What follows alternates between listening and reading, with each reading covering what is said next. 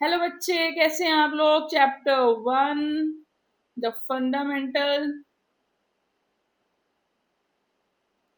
Unit of life की हम बात कर रहे हैं। हम बात कर रहे हैं बच्चे क्लास 7 की, जिसमें हम बात करेंगे मेम्ब्रेन्ड ऑर्गेनल्स।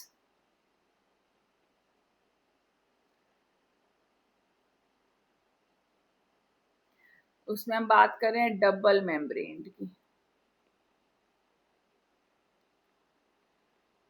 डबल मेम्ब्रेन की अगर हम बात करें बच्चे, तो डबल मेम्ब्रेन में आ जाते हैं हमारे दो। एक आ जाता है हमारा क्लोरोप्लास्ट और एक आ जाता है बच्चे हमारा माइटोकॉन्ड्रिया।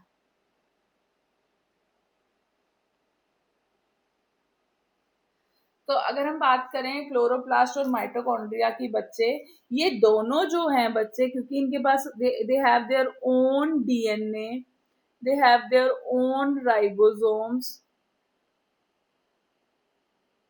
उनके पास अपने खुद के डीएनए एंड राइबोसोम हैं, तो राइबोसोम से वो अपने खुद के प्रोटीन्स बना लेते हैं और अपना खुद का डीएनए उससे अपनी वो कॉपीज बना लेते हैं, मतलब अपने आप को रिप्रोड्यूस कर लेते हैं। लेकिन क्योंकि they are they are dependent on they are dependent on others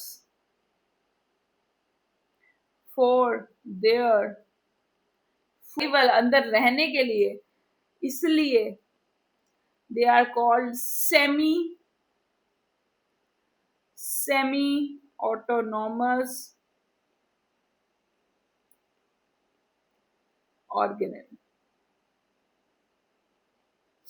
where a semi means half, autonomous means self working.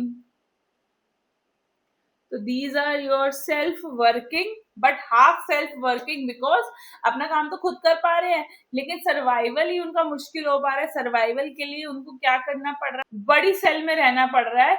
इस वजह से they are called semi autonomous. ठीक है, नेक्स्ट आते हैं बच्चे क्लोरोप्लास्ट।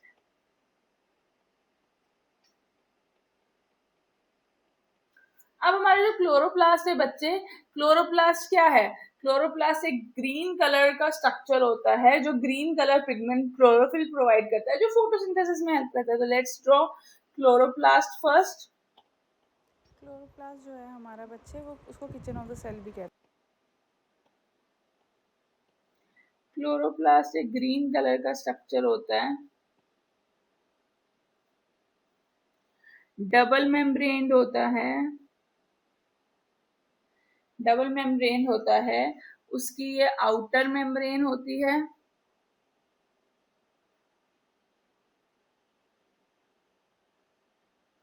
ये उसकी इनर मेम्ब्रेन होती है,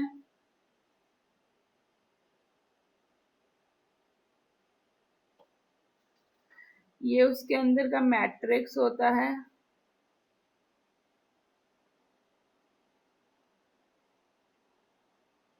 इसके मैट्रिक्स को या इसके साइटोप्लाज्म को हम बोलते हैं बच्चे स्ट्रोमा। क्या बोलते हैं इसको? स्ट्रोमा। तो ये स्ट्रोमा होता है पूरा, जो ये येलो लिक्विडी स्ट्रक्चर मैंने ड्रॉ किया है। इसके अंदर बच्चे उनका खुद का सर्कुलर डीएनए होता है, क्योंकि वो क्या है, सेमी ऑटोनॉमस ऑर्गेनल है। खुद के राइबोसोम्स होते हैं,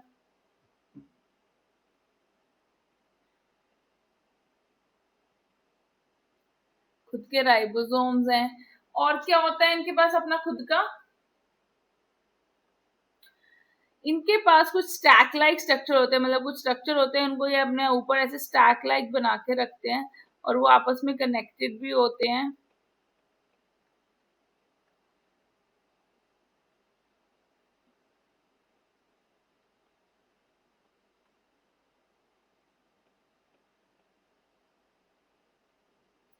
तो ये जो कनेक्शंस हैं इनको बोलते हैं स्ट्रोमा लैमेला और लैमेले। इसको हम बोलते हैं बच्चे, जब दो से ज्यादा स्टैक को हम बोल रहे हैं तो बोल रहे हैं, एक से ज्यादा तो ग्रैना हो गया, सिंगल की बात करेंगे तो ये प्लूरल है, जैसे कि ये है, ये क्या हो गया, ग्रैनम, एक स्टैक है ना, सिंगुलर। ठीक है, तो ये ग्रैनम हो गया। अब इस ग्रैनम को अगर हम ध्यान से देखें तो इसकी सिंगल, इसमें कितनी सारी सब यूनिट्स है, ये जो हमने स्टैक लाइक स्ट्रक्चर बनाया, एक के ऊपर एक के ऊपर एक, तो ये कितने हैं, ये देखो 1 2 3 4, रैंडमली कितने भी हो सकते हैं, मैंने 4 बनाए। तो अगर हम फर्स्ट को उठा के देखें तो ये स्ट्रक्चर है, इसको बोलते हैं हम थाइलाकोइड। अगर थाइलाकोइड के अंदर देखेंगे तो उसके अंदर कुछ ग्रीन कलर पिगमेंट है, उस थाइलाकोइड के अंदर बच्चे ग्रीन कलर का पिगमेंट है। ये ग्रीन कलर पिगमेंट को ध्यान से देखा तो ये बना हमारा क्लोरोफिल। अब क्लोरोफिल का काम क्या होता है, फोटोसिंथेसिस। क्लोरोफिल हेल्प करता है फोटोसिंथेसिस में। तो 10th क्लास में आप पढ़ने वाले हो कि फोटोसिंथेसिस किसकी हेल्प से होता है, वो हमें पता है। फोटोसिंथेसिस में सनलाइट को कौन एब्जॉर्ब करता है, क्लोरोफिल। क्लोरोफिल थाइलाकोइड में प्रेजेंट होता है। थाइलाकोइड जो होते हैं हमारे, ठीक है, क्लोरोफिल हेल्प करता है absorption of sunlight, absorbs sunlight,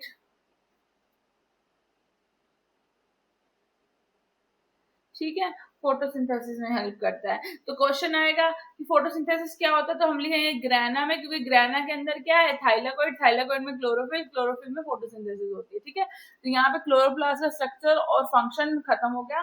तो फंक्शन क्या लिखेंगे आप, कि वो फोटोसिंथेसिस करने में हेल्प करता है, उसमें ग्रीन कलर का पिगमेंट होता है, इसके बाद 2 मेम्ब्रेन होती है, आउटर एंड इनर मेम्ब्रेन, इसके पास खुद के राइबोसोम्स होते हैं जो 70s टाइप होते हैं, और इसके पास खुद का डीएनए होता है, इसलिए इनको सेमी ऑटोनोमस ऑर्गेनेल भी हम कहते हैं। अब आते हैं बच्चे नेक्स्ट पे, that is mitochondria. It is known as power house of the cell. अगर हम माइटोकॉन्ड्रिया की बात करें बच्चे, तो माइटोकॉन्ड्रिया कुछ ऐसा सा स्ट्रक्चर होता है, एक ओवल स्ट्रक्चर, और उसके अंदर कुछ ऐसी बाइफरकेशंस,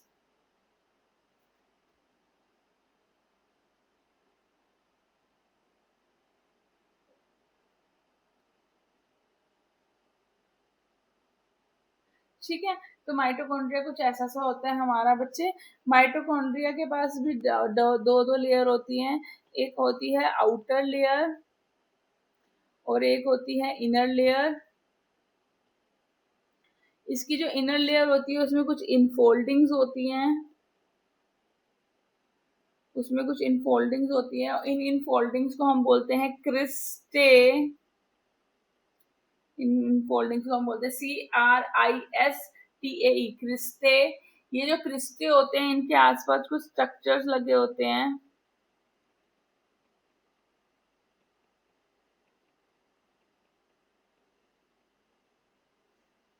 ये जो आसपास वाले स्ट्रक्चर है इनको बोलते हैं F1 F0 particles, F1 F0 particles. इनका फंक्शन क्या होता है, इनका फंक्शन होता है ये एटीपी प्रोड्यूस करते हैं, ATP synthesis, ATP synthesis help करते हैं एटीपी सिंथेसिस में, और एटीपी सिंथेसिस करके हमें क्या मिलती है, एनर्जी। ठीक है बच्चे, तो माइटोकॉन्ड्रिया का ये फंक्शन हो गया। माइटोकॉन्ड्रिया का क्या फंक्शन है, एक चीज रहेगी, माइटोकॉन्ड्रिया के अंदर जो साइटोप्लाज्म होता है बच्चे उसको हम बोलते हैं मैट्रिक्स।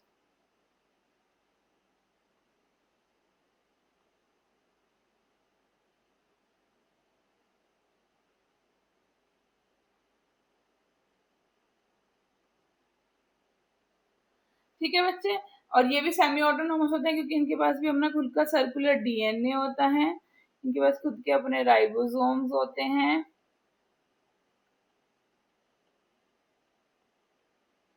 ठीक है बच्चे, तो यहाँ पे हमारा माइटोकॉन्ड्रिया का भी स्ट्रक्चर होता है खत्म। नेक्स्ट आते हैं मेम्ब्रेनलेस ऑर्गेनल्स पे।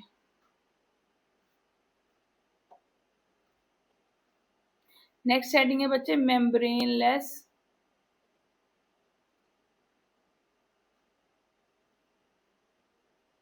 नेक्स्ट आते हैं बच्चे मेम्ब्रेनलेस ऑर्गेनेल्स।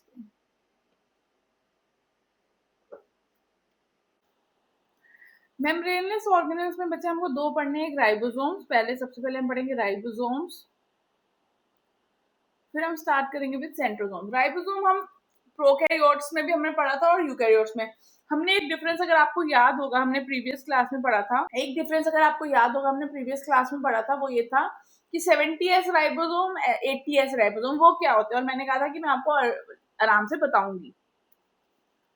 तो राइबोसोम्स जो होते हैं बच्चे, सबसे पहले तो स्मॉलेस्ट ऑर्गेनेल्स होते हैं। स्मॉलेस्ट ऑर्गेनेल मतलब जो सबसे छोटे ऑर्गेनेल, तो हमारी सेल जिसको हम माइक्रोस्कोप में देख रहे हैं उसमें भी सबसे छोटे ऑर्गेनेल की बात कर रहे हैं। तो राइबोसोम जो होते हैं वो स्मॉलेस्ट ऑर्गेनेल होते हैं। ये जो थे इनके पास their structure, their structure their structure is divided into two subunits। इनका मेजर काम क्या होता है, प्रोटीन सिंथेसिस। जिस वजह से हम इनको क्या बोलते हैं, प्रोटीन सिंथेसिस, इसलिए इनको हम कहते हैं प्रोटीन फैक्ट्री। इनको हम प्रोटीन फैक्ट्री भी बोलते हैं। ठीक है बच्चे, प्रोटीन फैक्ट्री बोलते हैं, क्यों बोलते हैं, क्या है रीजन, वो बता देंगे। अब इनका स्ट्रक्चर कैसे होता है, सबको बर्गर अच्छा लगता है, तो इनका बर्गर की तरह स्ट्रक्चर होता है। एक बड़ी सब यूनिट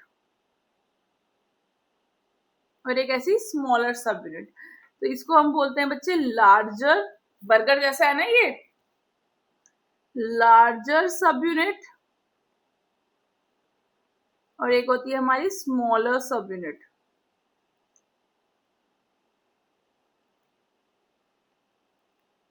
लार्जर एंड स्मॉलर सब यूनिट। अगर हम लार्जर सब यूनिट की बात करें बच्चे, उसमें क्या है, स्मॉलर में क्या है। अब ये प्रोटीन्स कैसे बनाते हैं वो भी बता सकते हैं हम आपको, वो तो हमने पढ़ा था, एंडोप्लाज्मिक रेटिकुलम में बना होता है और इसके अंदर जो एमआरएनए स्ट्रैंड जाता है उससे प्रोटीन्स बनते हैं। ठीक है, अब दो टाइप के होते हैं, एक होते हैं 70S टाइप और एक होते हैं 80S टाइप।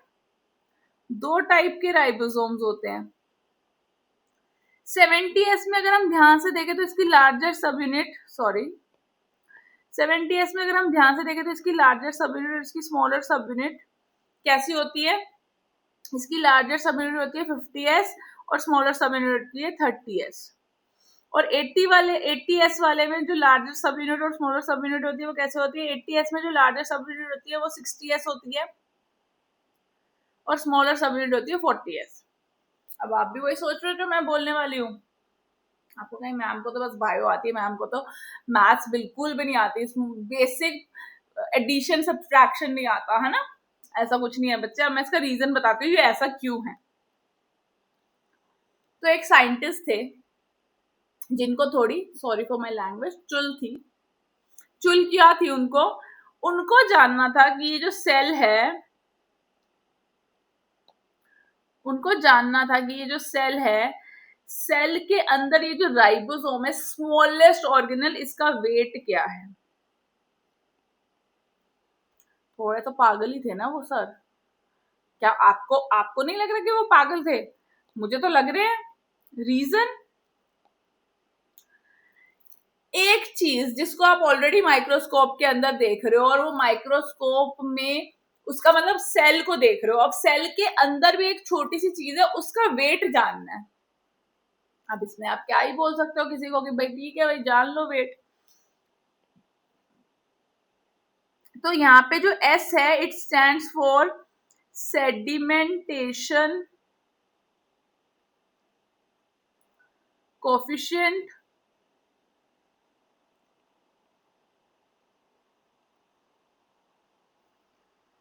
और स्वेडबर्ग्स यूनिट। और स्वेडबर्ग्स यूनिट। ठीक है, अब जो साइंटिस्ट थे मिस्टर स्वेडबर्ग, उन्होंने क्या किया था, उन्होंने एक ना सेंट्रीफ्यूज मशीन आती है बच्चे, सेंट्रीफ्यूज अगर हम सिंपल भाषा में बोले तो हमारे घर में मिक्सर ग्राइंडर होता है ना, जिसमें हम डाल के मम्मा गड़ करके मिल्क शेक बनाते हैं, मैंगो शेक बनाते हैं। अच्छा, ब्लेंडर से बनाते हैं आपकी मम्मा, कोई बात नहीं, मिक्सी में वो मसाला तो बनाते हैं ना, सब्जी में डालने वाला पेस्ट। हाँ,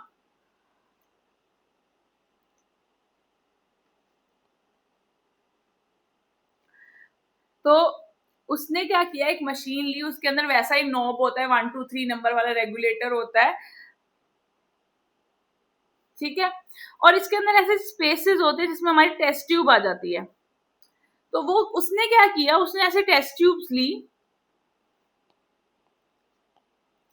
उसने क्या किया, उसने ऐसे टेस्ट ट्यूब्स ली और उन टेस्ट ट्यूब्स में सेल ये राइबोसोम्स को डाला। उन टेस्ट ट्यूब्स में उन्होंने ये राइबोसोम्स को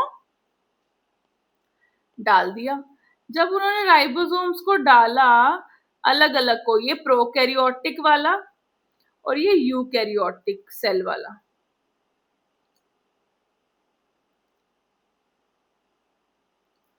जब उसने डाला इसके अंदर और डालने के बाद जब उसने इसको घर किया और वो बहुत जोर जोर से घूमे, जोर जोर से घूमे, तो उसके अंदर जब उसने टेस्ट ट्यूब निकाली तो वो कैसे दिख रहे थे, जब टेस्ट ट्यूब्स निकाली बाहर तो वो टेस्ट ट्यूब्स के अंदर ऐसे टॉर्नेडो जैसा आ गया था। और हमें पता है सेडिमेंटेशन मतलब rate of settling down. Sedimentation का मतलब केमिस्ट्री में पढ़ते हैं आप लोग, the rate of settling down.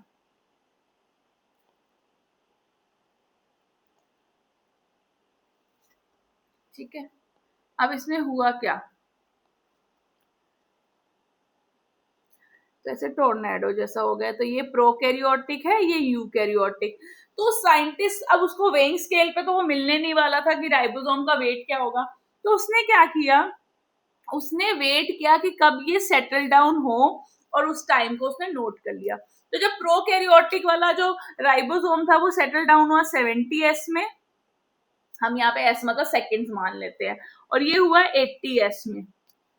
अभी भी उस बंदे की चुल खत्म नहीं हुई भाई, अभी भी उसको क्या करना है। अब उसने क्या किया, इसकी बर्गर का ऊपर वाला हिस्सा डाला, इसमें बर्गर का नीचे वाला हिस्सा डाला। अब उन्होंने क्या किया, उन्होंने इसकी लार्जर सब यूनिट डाली, इसमें उसकी स्मॉलर सब यूनिट डाली और फिर से सेंट्रीफ्यूज कर दिया। सिमिलरली इसमें भी ऐसे किया।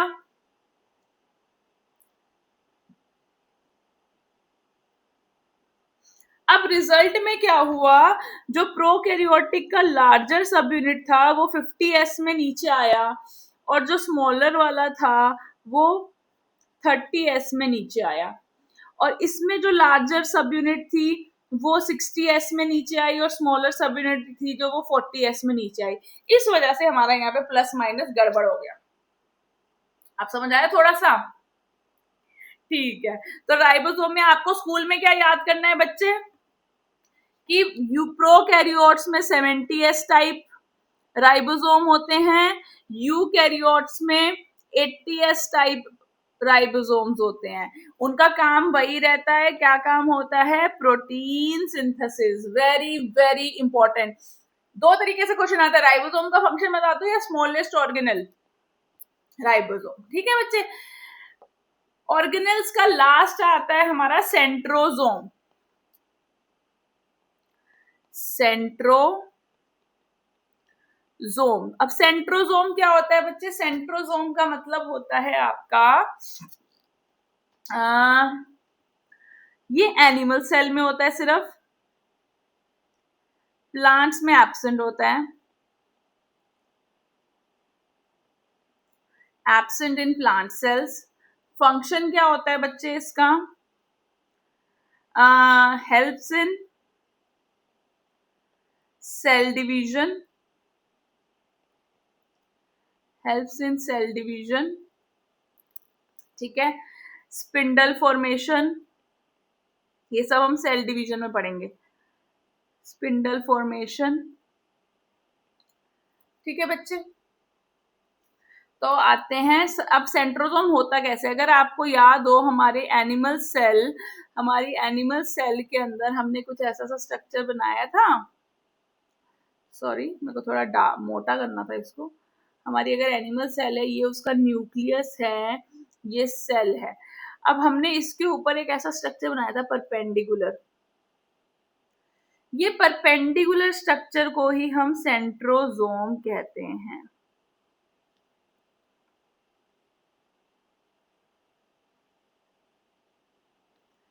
इसको सेंट्रोसोम कहते हैं।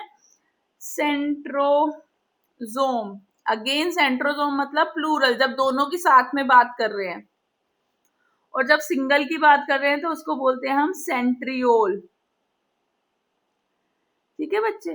तो ये जो होता है ये एनिमल सेल में इंपॉर्टेंट होता है और ये हेल्प करता है सेल डिवीजन में, ठीक है बच्चे, ठीक है। और सेंट्रियोल यहाँ पे लिख लेते हैं सिंगुलर। तो आज के लिए इतना ही। नेक्स्ट क्लास में पढ़ने वाले हैं हम सेल डिवीजन। तो सेल डिवीजन थोड़ा हैवी टॉपिक है, दिमाग खाली करके आना, खाली मतलब ये सब मत डिलीट करके आना, मतलब रिलैक्स होके आना ताकि उसको आप समझ पाओ, ठीक है बच्चे। Till then take care, bye bye.